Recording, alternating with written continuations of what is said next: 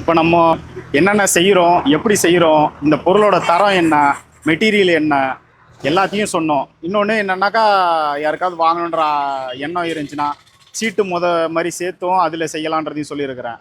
நம்ம கடைக்கு franchisee open பண்ணுற ஐடியா இருந்தாலும் இது சம்மந்தமாக ஃபுல் டீட்டெயிலாக உங்களுக்கு சொல்லி கொடுத்து ஓப்பன் பண்ணுற இதுவும் சொல்லிட்டேன்.